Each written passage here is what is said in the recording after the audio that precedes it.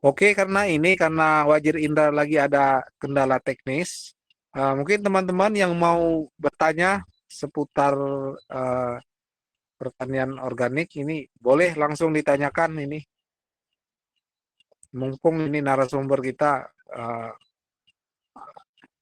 ini udah ada. Silakan.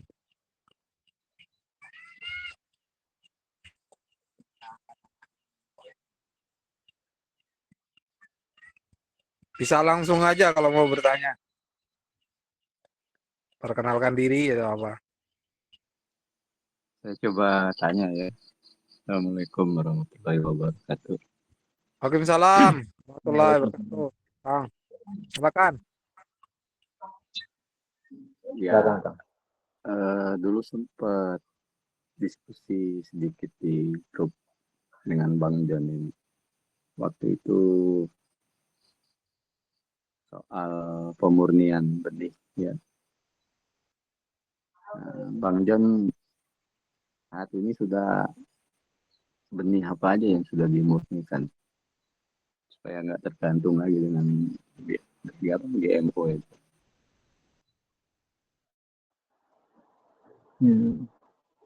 Baiklah, Puan Abdul. Memang untuk beberapa benih saya coba pemurnian, Puan, Bang. Secara saintis saya coba tanya sama teman-teman yang ada di kampus, memang membutuhkan waktu yang cukup lama dan membutuhkan ketelitian. Akhirnya saya tidak lagi melanjutkan, cuma saya menggunakan benih-benih yang ada di lokal, saya ambil atau saya kembangkan secara mandiri. Jadi untuk pemurnian memang tidak saya lanjutin karena setelah coba diskusi dengan beberapa kawan-kawan di kampus, membutuhkan waktu yang cukup panjang dan beberapa metode atau biaya yang cukup tinggi, sehingga tidak lagi tadinya saya coba dari terong, beberapa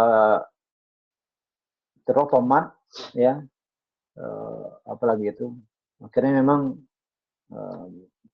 ya belum bisa untuk konsentrasi ke situ. Mungkin itu jawaban. Jadi sekarang cabai yang saya gunakan masih cabai lokal. Beberapa tanaman yang saya pakai masih tanaman lokal gitu. Jadi tingkat produksinya atau tidak sebaik yang telah direkayasa gitu. Dari bentuk fisik ya gitu. Dan produksinya. Mungkin itu, Kang.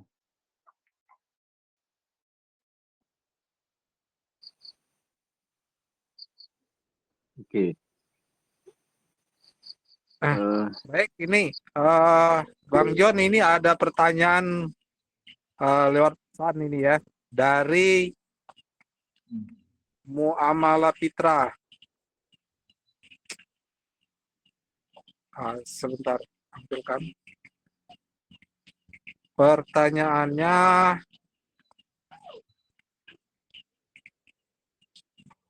apa perbedaan dan persamaan bertani teknik jadam dengan permakultur? Nah, ini boleh langsung jawab ini, Pak John. Saya secara detail permakultur ini belum coba melakukan secara lebih mendalam ya. Tapi kalau jadam saya udah coba. Jadi jadam itu pada prinsipnya kita menyatu dengan alam, ya artinya mengembalikan sesuatu pertanian atau itu mengikuti dengan bagaimana polanya hutan gitu kan. Nah artinya kalau permakultur itu kita adopsi menggunakan metode jadam, rasanya tidak ada masalah gitu kan. Kita mempunyai satu wilayah, di situ ada tanaman yang saling berinteraksi, ya kita gunakan. Jadi metode jadam itu sebuah metode yang mungkin bisa untuk dipakai di pola permakulturan gitu kan. Karena saya sendiri belum coba gitu kan. Tapi untuk jadam sendiri pada dasarnya bisa masuk gitu dari skala personal sampai skala industri atau perusahaan gitu kan. Nah ini nih yang saya lihat ya. Jadi jadam itu sebuah metode, dan metode itu tidak membuat seseorang yang mengadopsinya membuat tergantung gitu. Contohnya gini, kalau ada suatu teknologi atau suatu pola yang diajarkan oleh seseorang, tapi untuk melanjutkannya dia harus membeli produk kuncinya. Contohnya katalis lah ya, katalisnya harus dibeli dari produk si A. Yang lainnya ditunjukin. Nah ini bagi saya tuh sama juga apa bedanya kita beli gimana. Kalau Jadam dia lepaskan semuanya dan silakan kita cari pola ini dicocokkan dengan yang kita di daerah kita atau di tempat kita. Antara wilayah tropis dengan wilayah utara atau kutub itu mempunyai perbedaan. Nah, kita di Jadam dikasihlah sebuah metode dari A sampai Z untuk misalkan kita aplikasikan. Nah, itu yang saya tangkap. Jadi kalau dimasukkan ke dalam pemikulturan, ya rasa-rasa bisa-bisa aja gitu kan. Karena saya sendiri belum coba gitu. Nah, mungkin itu jawaban saya, Wan. Itu dari ini ya, dari Muamalah Fitrah. Saya rasa begitu ya ini dari Muamalah Fitrah.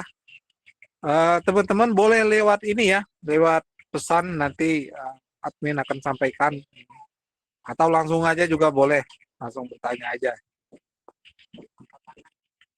Mungkin Muamalah kita dia tadi mau angkat tangan, mau bicara mungkin kali. Iya boleh langsung. Siapa ya? Nah, saya lanjut lagi aja nih kalau belum ada yang tanya ya. Oh iya ini, abang saya. Ini, Bang Gani. Ini ketua kita nih. Ketua mah udah tua pasti.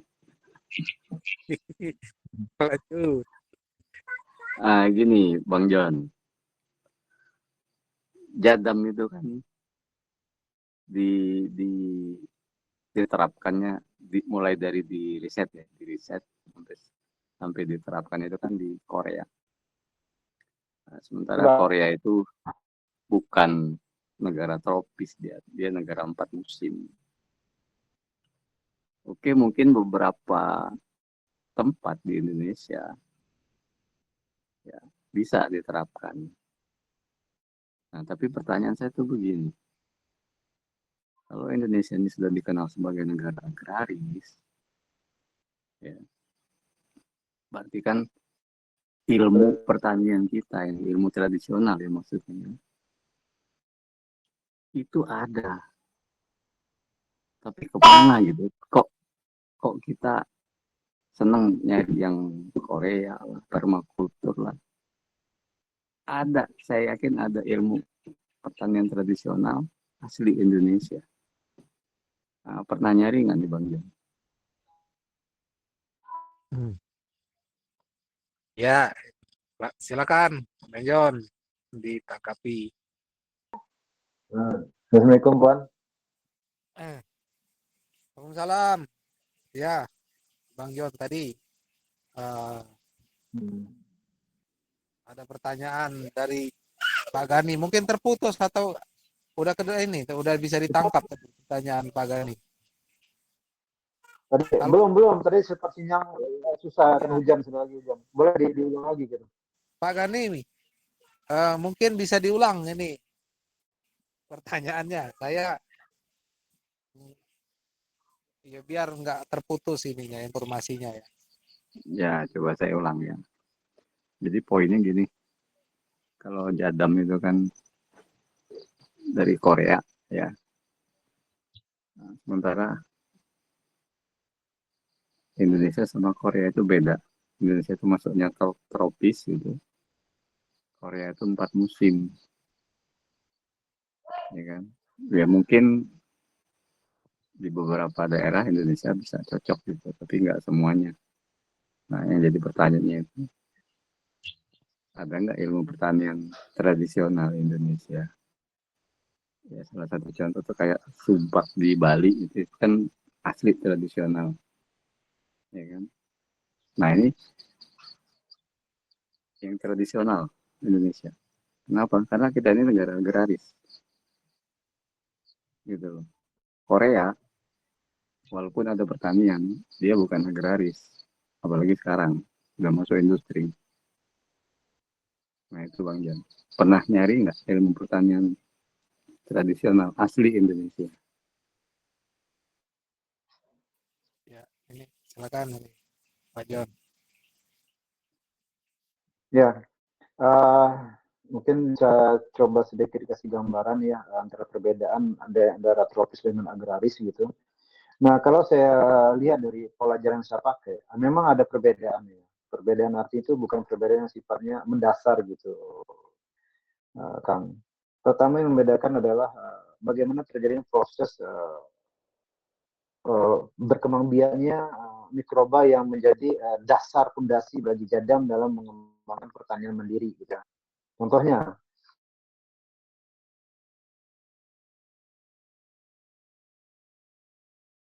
di dalam Jadam itu ada sebuah metode yang mereka kembangkan sendiri, ya, JMS ya. Di mana JMS ini adalah merupakan fondasi dasar dalam proses perbaikan tanah ya. Nah, di Korea, proses dalam pembuatan JMS ini mereka membutuhkan waktu yang cukup lama juga gitu, karena mereka dingin kan. Nah, sementara ketika dilakukan di daerah tropis itu malahan lebih cepat, lebih bagus gitu ya. Contohnya JMS itu kalau di Jadam itu dia membutuhkan waktu 72 jam. Ya, berarti berapa hari ya? 72 jam, 3 hari. Nah, kalau di Indonesia kita bisa lewat 7 jam atau sebelum 24 jam kita bisa gunakan gitu. Ya. Nah, itu salah satu perbedaannya. Artinya prosesnya ya, Kang. Nah, itu satu. Kedua, yang membedakan antara Korea dengan ini secara mikrobanya gitu. Jadi metode yang dia buat oleh Jadam itu tidak tergantung dari apa yang ada di daerah mereka gitu. Contohnya ketika kita menggunakan leaf mold atau tanah humus yang menjadi kunci dasar dalam pembuatan mikroba itu, dia tidak harus mengambil dari Korea, cukup di lahan sekitar kita karena pada dasar bumi ini punya tanah humus yang dimana mikrobanya menyesuaikan dengan daerah masing-masing gitu. Nah itu konsep yang saya tangkap. Jadi tidak ada perbedaan kalau kita memahami dasarnya. Ya, beda kalau kita mengambil tanaman ubi celembu, yang bibitnya kita ambil dari Cilembu sendiri di puncak kita pindahin ke Sumatera Barat itu beda hasilnya. Kenapa? Ternyata yang membuat proses itu berbeda itu mikrobanya, dan mikroba yang ada di tanah-tanah Cilembu itu nggak bisa dipindahin ke begitu aja ke tanah Sumatera Barat. Udah saya coba, ya. Nah, Jadam tidak membuat kaku seperti itu. Dia bebas. Yang cuma dia sampaikan metodenya dan polanya seperti ini. Contohnya, kalau kita membuat kopi itu terdiri 3 komponen, gula, kopi, dan air. Nah, kan ada orang yang ingin manis, yang ingin pahit, atau sebenarnya. Jadam cuma menunjukkan itu aja. Dia tidak bilang, oh gulanya harus sekian rasanya atau gula aren. Enggak ada. Dia cuma menunjukkan bikin kopi itu ini 3 komponen. Nah, silakan kalian sesuaikan dengan. Itu satu ya. Nah, kemudian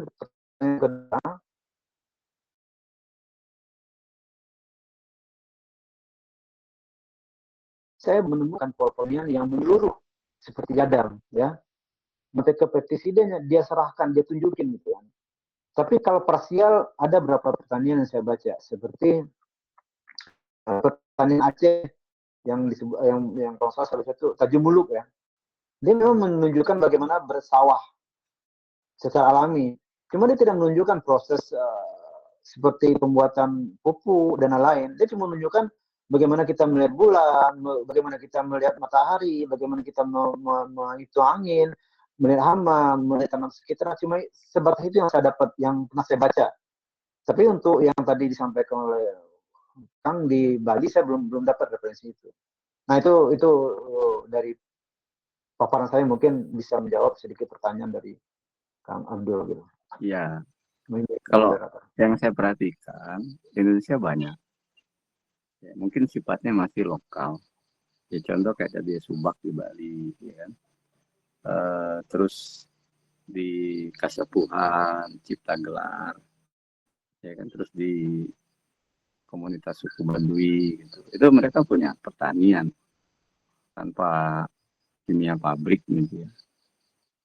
Tanah yang subur, nggak pernah mereka kekurangan, bahkan punya stok 90 tahun ke depan gitu kan. Nggak kebayang kita, orang nggak sekolah gitu, nggak kenal teknologi canggih gitu kan, tapi bisa punya stok pangan sehebat itu gitu. Warisan jadinya, pertanian mereka udah warisan. Nah itu maksud saya tuh. Jadi ya Jadam secara umum ngasih ilmunya seperti itu. ya kan? Karena emang yang cocok untuk tanah di mana kita bertanam ya mikrobanya pasti mikroba lokal. Kalau ngimpor ya berperang dia dengan mikroba lokalnya pasti, ya kan? Kemungkinan menangnya belum tahu, kalah bisa jadi kayak gitu. Nah maksud saya gitu, jadi ada, cuma sifatnya masih lokal. Ya. Tapi intinya sama gitu, benang merah sama itu pembusukan. Jadam juga kan konsepnya konsep pembusukan. Ya, mungkin saya coba sedikit. Kita nggak apa ya, kita coba masuk ke agak teknis sedikit atau agak mendalam dikit ya dalam diskusi dengan ini. Boleh moderator?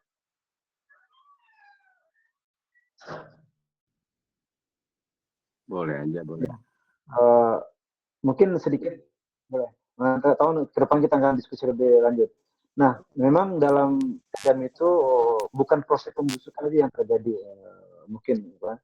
Di jadam itu ada 4 pola yang dia sampaikan secara teknis dan terperinci ya.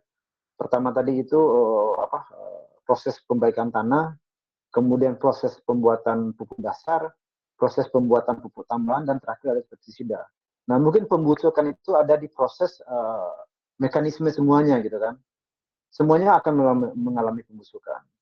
Ya. Nah, itu satu. Kedua, yang saya coba tangkap, banyak dari kita praktisi pertanian organik itu cuma membagikan sebagian-sebagian gitu. Padahal jadam itu merincikan bagaimana tahap satu kita harus memahami manajemen tanah, kemudian kita harus memahami proses pupuk dasar, kemudian kita harus memahami kebutuhan nutrisi di pupuk tambahan, dan terakhir kita bagaimana memahami pengendalian dan pengontrolan hama terhadap tanaman. Nah, proses ini saling berkaitan. Memang kunci utama mereka di 3 poin pertama itu pembenahan tanah, pupuk dasar, dan pupuk tambahan itu di mikroba. Itu kuncinya, pembusukan. Memang itu terjadi gitu kan. Tapi dia tidak juga menghindari penggunaan kimia. Contohnya, ketika kita membutuhkan tanah yang rusak, beda dengan Baduy itu tanahnya memang dari awal udah bagus gitu kan, tidak ada terkontaminasi. Nah, bagaimana kalau ada lahan pertanian yang terkontaminasi, terus kita mau perbaiki, pakai metode apapun, itu akan sulit. Kenapa? Karena mereka tidak berunut. Yang ini saya alami kan. Nah, sementara jadam dia ngasih ini step 1, step 2, step 3 gitu kan. Nah, beda dengan kasus di Baduy, karena lahannya sudah bagus sebelum terkontaminasi. Jadi mereka jaga warisan itu. Tapi pola itu belum tentu dibawa ke lahan yang sudah terkontaminasi. Ini pandangan saya ya. Mungkin bisa jadi kita coba diskusi lebih nantinya. Nah, sementara jadam dia membawa sebuah metode. Saya tidak melihat jadamnya, tapi polanya itu bisa mendekat, bisa kita terima setelah saya praktekkan selama 3 tahun gitu kan. Dan hampir saya tidak lagi bergantung gitu. Ya, setelah saya satu-satu saya coba dalami, mulai dari bab pertamanya tentang proses pembaikan tanah, kemudian pupuk dasar, kemudian proses pupuk tambahan. Nah, itu prosesnya itu pembusukan itu terjadi di pupuk tambahan. Sementara di pembaikan tanah itu terjadi pembentukan mikroba. Di pupuk dasar itu terjadi proses penambahan unsur hara, dan pembusukan itu cuma terjadi di pupuk cair atau kita sebut dengan VOC yang selama ini mungkin kita kenal lah ya, pupuk cair enzim, ekoenzim, apa-apalah liquid atau lindi. Nah, itu sebenarnya di proses yang ketiga di jadam menjelaskan itu. Mereka anggap sebagai pupuk tambahan. Nah, yang terakhir jadam menjelaskan tentang pestisida, bagaimana mengkombinasikan teknologi-teknologi yang ada di sekarang itu kita gunakan gitu. Jadi dia itu tidak murni atau tidak membuat kita kaku dalam bertani itu harus satu pedoman suara organik gitu. Dia tidak menjelaskan sifatnya, tapi dia menyampaikan supaya tidak ada lagi ketergantungan kita dan kita menggunakan sumber daya yang ada di daerah kita masing-masing gitu. Nah, ini intisari yang saya dapat dari jadam ya. Maka saya yakin kalau ini kita tekunin pola ini, saya rasa masuk semua. Cuma sejauh ini berapa saya diskusi dengan teman-teman, mereka lebih sering ke parsial mereka pelajari, lebih banyak mengambil ke pupuk tambahan sama pestisida. Yang lainnya mereka jarang menekuni gitu. Sementara jadam itu satu rangkaian yang harus memang kita selesaikan gitu. Makanya saya minta ke Wazir Kalau kita mau diskusi pertanian fitrah ini, kita tidak stop di sini, kita akan lanjutkan nanti. Mungkin sesi selanjutnya kita membahas masalah manajemen tanah dulu gitu kan. Nah ini kita kaitkan. Nah ini mungkin saya sedikit gambaran agak melebar ya. Bagi saya menjelaskan tentang jadam gitu. Mungkin itu aja dulu, Kang. Mungkin silakan direspon atau yang lain juga ada nambah gitu kan. Oke, baik, makasih Bang John. Terakhir nih, biar yang lainnya bisa ada waktunya, kesempatan. Masyarakat kita itu masih kadang suka keliru perbedaan dari fermentasi dengan pengomposan itu atau pembusukan tadi. Ya kan? Kalau kayak ekoenzim, ya kan, dan lain-lain yang hasilnya itu wangi, tape, itu namanya fermentasi. Kalau pengomposan, ya pembusukan memang bau gitu. Nah itu yang masih banyak kurang dipahami. Ya. Nah sementara kalau fermentasi, kita tahu hasil fermentasi itu menghasilkan alkohol. Ya, setiap yang fermentasi itu pasti ada kandungan alkoholnya. Nah kemudian alkohol itu kita terapkanlah di tanah. Itu nggak nutup kemungkinan bisa mematikan mikroba baik itu fermentasi itu kalau penggunanya nggak tepat gitu. Nah itu aja dari saya tambahannya, mungkin buat yang lain nanti silakan bertanya-tanya juga. Makasih banyak Bang John.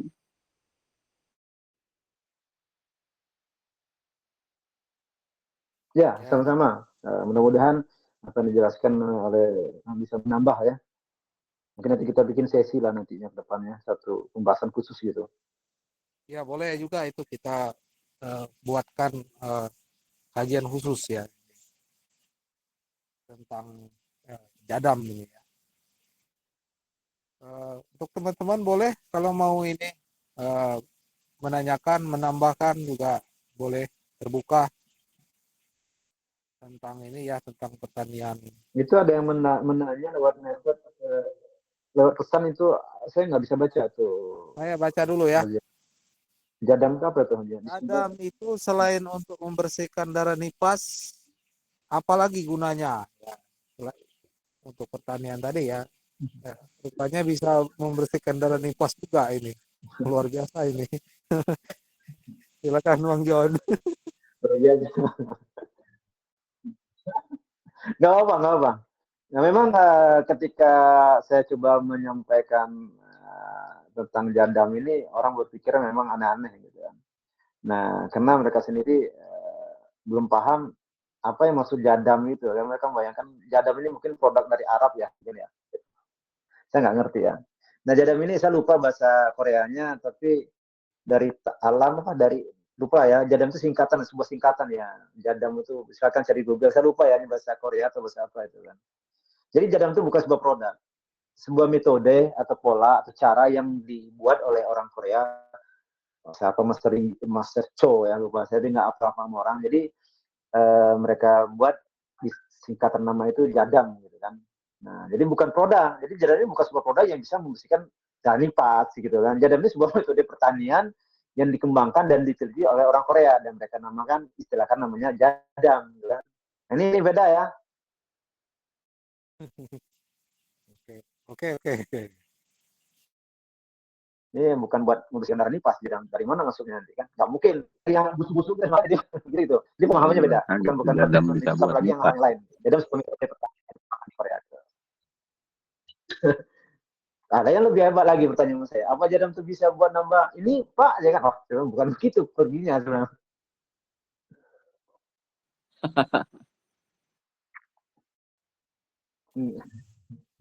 Oke, Ya kan boleh. kita ya. Jadam ini yang kalau terbayang bagi orang jadam itu apa? Ya mungkin itu istilah Arab mungkin tadi kan jadam. Hmm. Tapi Iya, iya, sebenarnya iya. Kalau istilah Arab itu haram jadah, itu yang pas gitu. Tapi kalau oh jadang itu ya emang Nah, ada ada jadam, produk. bukan jadam. iya iya iya.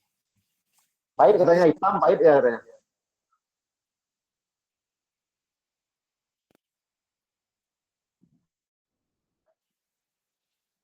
Ya boleh ya, ini teman-teman yang mau menambahkan lagi, mau bertanya, waktu masih masih panjang lah ya.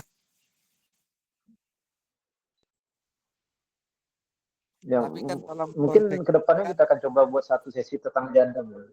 ya Pak, itu ide yang sangat bagus itu. Oh, Eh, Mungkin sekedar gambaran ya. Saya coba sedikit mengalami jadam ya. Mungkin boleh saya, Wazir ya, atau moderator ya.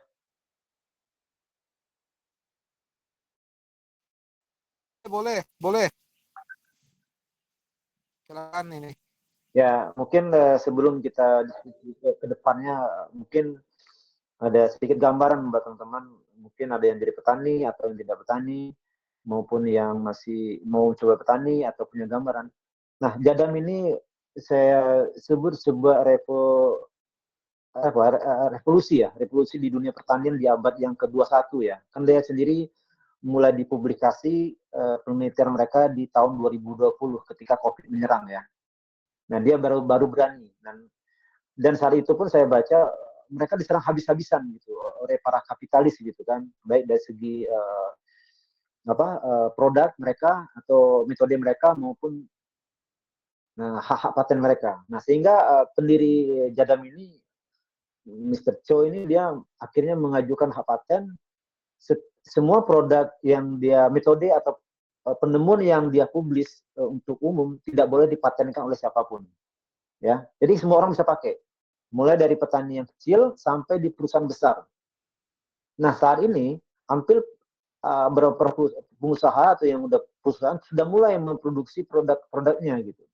Baik itu di e-commerce maupun dari penyuluh-penyuluh ya. Mungkin selama ini kita tahu proses pembuatan pupuk cair itu menggunakan M4 ya atau yogur atau lain. Nah, sekarang dengan jadam itu bisa-bisa M4 itu tidak tidak akan dilirik orang yang mengerti jadam. Hasilnya hampir tidak pakai lagi gitu kan. Malah satu botol itu udah 3 tahun masih ada setengah gitu kan. Kenapa? Uh, Mikrobanya itu saya tidak beli lagi, saya bisa ambil di sekitar kebun saya gitu kan, kan udah ada gitu kan. Dan itu saya terus kembangkan kan. Nah, itu salah satu contohnya gitu. Jadi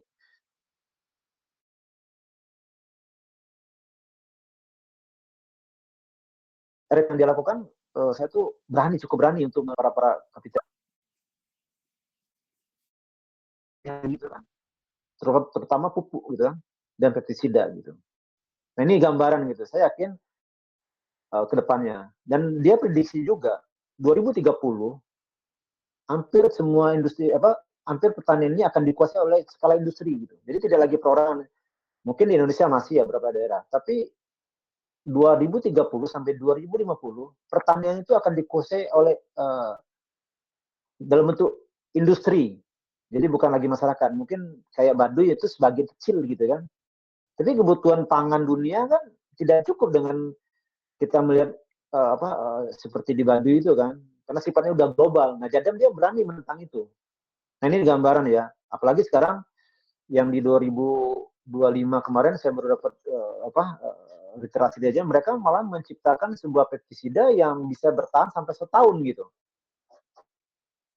Dan dia udah mulai publis gitu dan mulai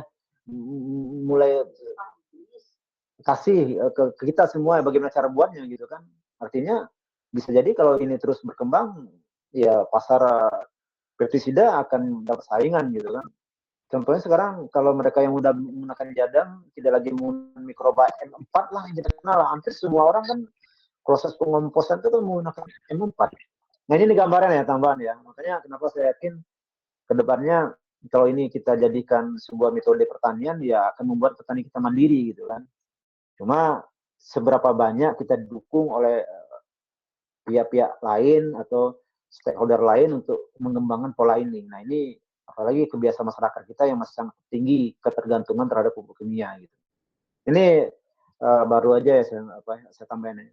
Yang 2025 ini yang Jadam berhasil temukan itu mereka bisa membuat pestisida yang bisa disimpan dalam jangka waktu lama gitu. Jadi tidak ada kadaluarsanya gitu kan. Nah, itu tambahan ya.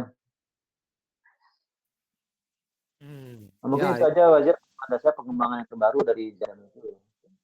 ya saya rasa ini menarik ya ini. Dan kalau di Korea itu kan emang semua lahan pertanian emang saya rasa itu udah 100% terkontaminasi dengan pupuk kimia ya. Jadi dia konsentrasi ke pengembalian unsur hara pada tanah ya.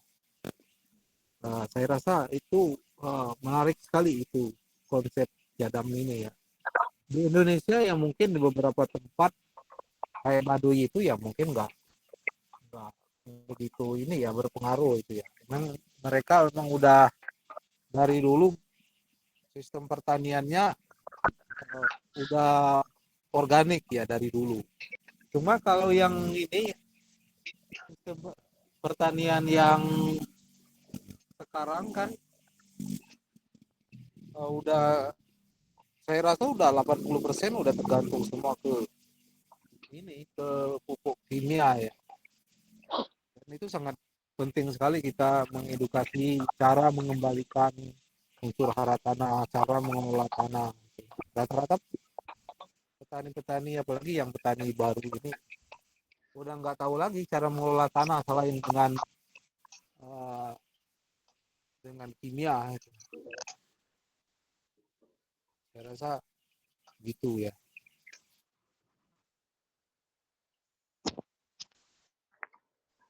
Iya, tambahan satu lagi, saya baru dapat kabar itu beberapa bulan lewat.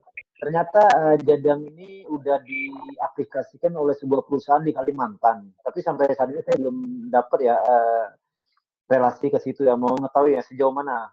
Jadi ada satu dari kawan-kawan di forum mengatakan mereka udah mengaplikasikan dalam skala besar gitu kan, udah hektaran gitu kan. Artinya kalau di Filipina saya tahu ada beberapa perkebunan kopi ya. Terus di Brazil perkebunan kopi mereka udah menggunakan metode jadam cuma di segi pestisidanya gitu kan. Nah kalau di Kalimantan ini mereka udah mulai dari tahap awal sampai pestisida udah gunakan cuma sampai sekarang belum ada apa yang muncul lah dipublis lah gitu. Nah itu aja yang saya tahu. Nah atau teman-teman semua dapat koneksi atau link lah gitu, ingin tahu gitu kan.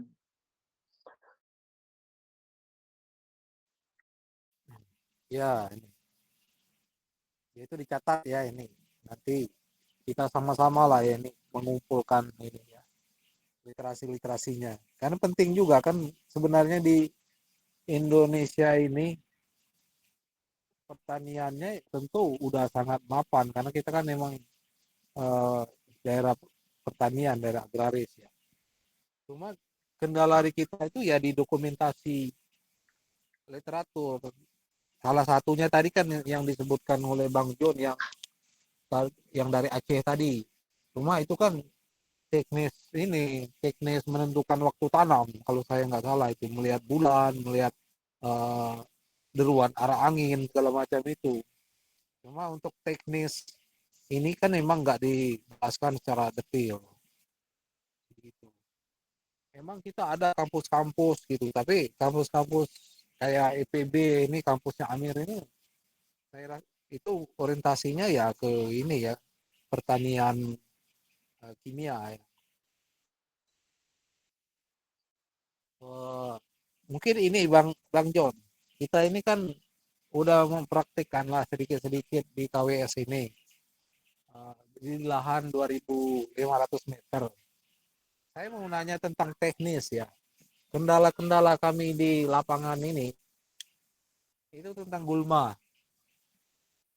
Nah, cara mengatasi gulma itu kan kalau yang modern ini kan disikat pakai round up. Nah, kalau untuk ini untuk yang tradisionalnya itu kalau ngorek itu kan lama itu. Nah, kalau yang cepat ada nggak ini, Pak John, untuk mengatasi gulma gitu?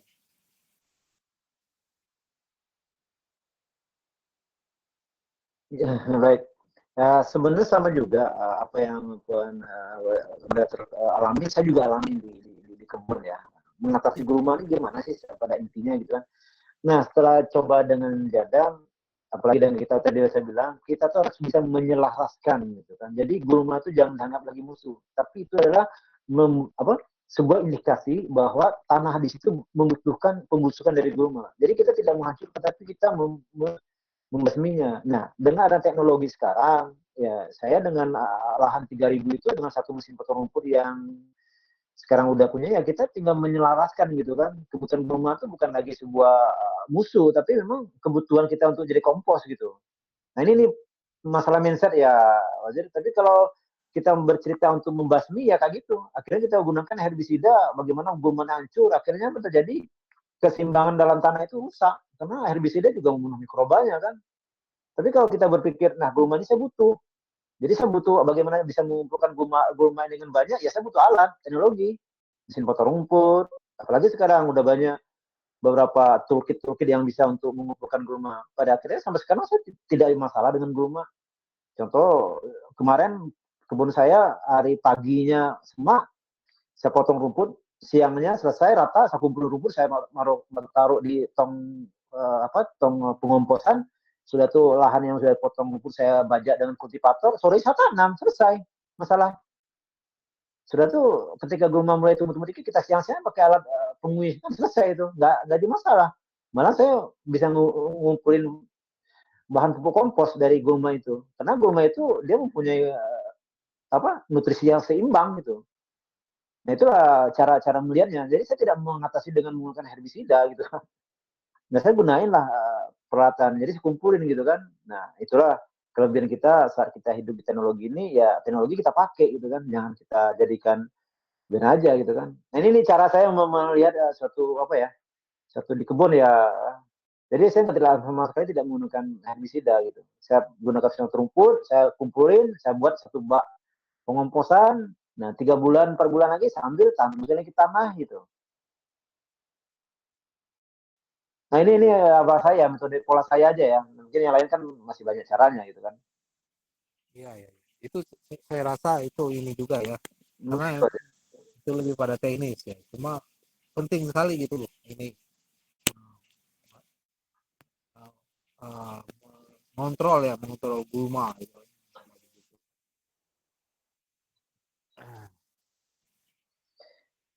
Ya kalau saya tambah lagi. Kalau Wazir atau Mendatu menggunakan rundap, ya, mau kata ya rundap atau herbisida, kalau pandangan saya nih, berarti itu cuma merubah warna.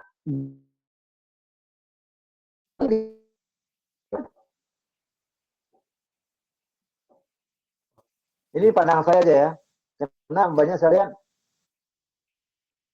Terputus. sudah dia rundap atau dia tuh menjadi mati atau menguning. Sebulan kemudian tumbuh lagi tuh mas itu.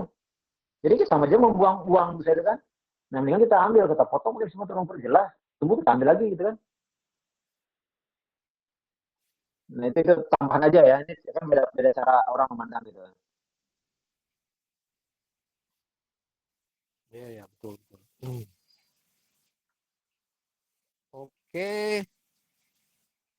Teman-teman ada lagi yang mau disampaikan atau ditanyakan seputar pertanian tradisional?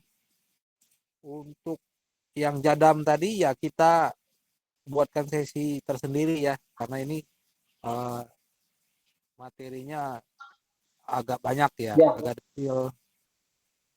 Ya, tentu kita butuh waktu untuk ini ya, untuk mengumpulkan data-datanya.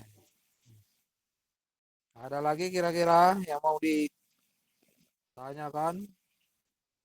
Nampaknya ini udah cukup ya. Ini saya kayak sepertinya sudah nggak ada lagi yang ditanyakan.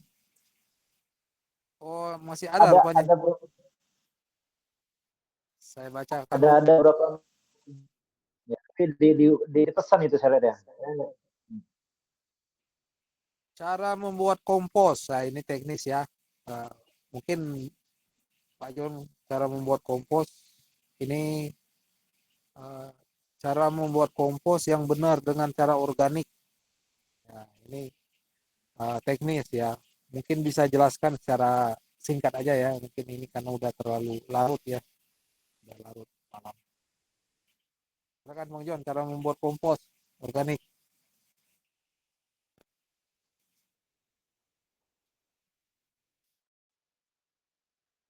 Ya, eh, sebenarnya tadi udah disinggung juga oleh Puan Abdul antara kompos dan fermentasi gitu kan. Sebenarnya kompos kan proses pembusukan ya, proses pembusukan, sementara yang kalau fermentasi kan proses penguraian ya, satu unsur ke unsur lain yang sehingga menghasilkan. Nah, kalau pengomposan sebenarnya simpel. Alam itu telah memiliki pengomposan alami. Cuma jadi masalahnya pertanyaan yang harus muncul tuh waktunya, ada yang cepat, ada yang lambat, gitu kan. Nah, kalau pengomposannya itu dilakukan secara organik, tentu prosesnya begitu alam, gitu kan. Semua kita butuhkan alam. Nah, bisa gunakan tanah yang ada di sekitar lahan itu untuk pengomposan ya. Sebenarnya, cuma waktunya butuh berapa lama. Nah, ini yang kita tahu. Sementara ada juga menggunakan uh, unsur tambahan pabrikan seperti mikroba dari M4. Tanah itu sendiri mengandung mikroba. Karena tinggal ditumpuk aja gulma rumput, setiap tumpukan misalnya 20 cm kita masukin tanah sekitar itu tumpuk lagi. Nah, sehingga apa? Tumpukan gulma itu sampai 4 cm biar tutup, gitu kan? Banyak proses terjadi di situ, gitu kan? Sesekali siramlah dengan mikroba kalau kita punya, gitu kan? Nah, insya Allah jadi pengomposan nggak sulit. Nah, cuma ada kan teori-teori yang keluar dari cara akademik, cara nah itu yang membuat pertanyaan pusing di malam karena banyak sekali langkahnya. Kalau saya sih nggak serumit itu. Semakin banyak stepnya, semakin nggak mau orang pelajarinya. Semakin nggak mau beli kompos ujungnya lebih simpel beli. Memang itu tujuan mereka itu kan bikin rumit, bikin kompos, jadi beli. Padahal kalau puan-puan semua tinggal kumpulin gulma, rumput, timun, tanah, biar aja tanah itu jadi kompos gitu. 3 bulan buka jadi kompos itu. Masukin tanah, selesai. Ya kan? Oh, ada lagi pakai Yakul lah, pakai inilah, pakai itulah. Itu kan benar. Secara teori, dengan secara pelaksanaan orang awam akan jadi rumit yang ujungnya belilah kena kompos. Yang mana sekarang sekian dulu, saya itu. Kalau saya nggak lagi bikin segitu. Jadi pembuatan kompos tuh kalau menjaga akan lebih simpel. Cuma untuk kayak lebih lanjut mungkin di diskusi lanjutnya kita coba belah lebih detail nanti teknisnya. Gitu. Tapi ini aja saya kasih itu ya gambaran apa bagi saya itu ya. Jadi saya berkompos itu tidak serumit yang kita baca di internet dan banyak langsung kayak ini pakai itu harus dibolak balik harus pakai aerob itu mungkin kita puyeng. Karena saya pernah coba itu benar. Tapi hasilnya saya coba ikut jadi sama aja hasilnya gak ada beda ya kan? Malah serasa lebih lebih hemat dengan cara jadam ini gitu kan. Nah ini kalau gitu kan ya Bu, nanti kalau ini kita coba buat satu sesi ya, sehingga akan coba uh, apa, jelaskan yang secara detail gitu, atau teknis gitu. Mungkin itu aja, karena waktu kita juga mau habis lagi begitu. Oke, baiklah ya itu sangat teknis sekali ya itu ya. Ini Silakan untuk bikin kompos, bikin bedeng, itu kan teknis. Memang itu harus ke lapangan sebenarnya ya. Itu. Kalau kita baca artikel literasi atau lihat di YouTube itu memang memusingkan kepala itu pakai Yakult tadi kan. Nah, harus beli Yakult juga kan 2000 sebiji. Lebih besar biaya produksinya daripada ini. Saya rasa cukup ya ini. Terima kasih kepada semuanya, kepada Bang John juga yang sudah memberikan ilmunya pada malam ini. Semoga kita yang hadir di malam ini mendapatkan uh, berkah dari ilmu ini. Insya Allah ini kajian seperti ini akan kita laksanakan secara reguler ya setiap pekan.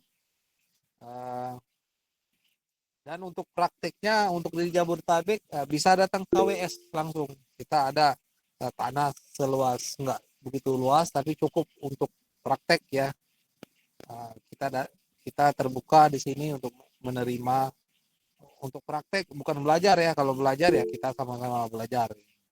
Cuma prakteknya ilmunya yang sudah kita dapat mau dipraktekkan ya boleh kita sama-sama di KWS ini.